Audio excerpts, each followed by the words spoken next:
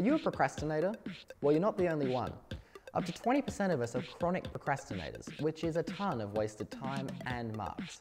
Now, you can go online and you can read a lot of information about how to stop procrastinating, but remembering all those thousands of tips can be almost impossible.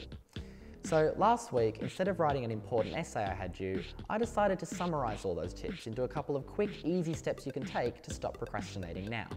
And to make it memorable, here's a couple of the catchiest songs you've ever heard to go along with it.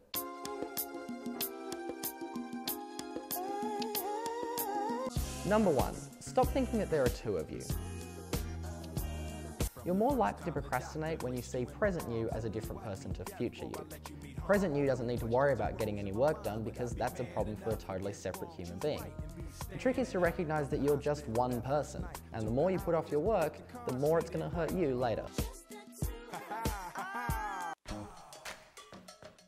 Number 2, focus by removing distractions.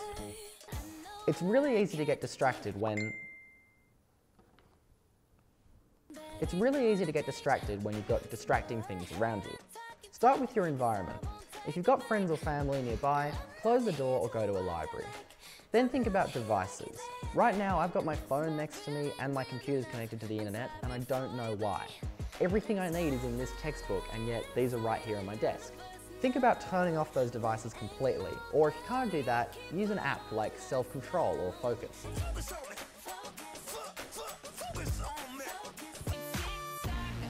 Number 3, put 30 minutes on the clock.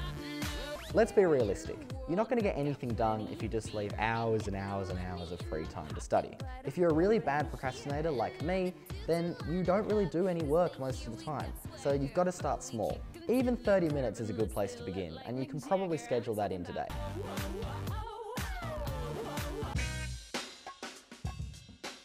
Number 4, break down tasks into one thing at a time. Most of the work we're doing at uni isn't just one task. It's a lot of little tasks in between. For an essay, it might be starting with research, then doing a structure, then a draft, and then a final version. And there's going to be a lot of steps in between those. It's worth spending a few minutes breaking them down into small tasks, then adding those to your to-do list, rather than just one big mass.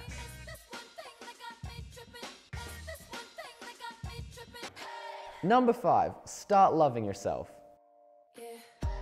The more you procrastinate, the more anxious and guilty you'll feel about not getting anything done. And the more anxious and guilty you feel, the less productive you'll be. It's called a procrastination doom loop, and it's stopping you from getting tasks done. Don't hate yourself just for struggling to get things done in the past. Instead, you should love yourself for wanting to make a change now. Now you're ready to get all high distinctions all the time.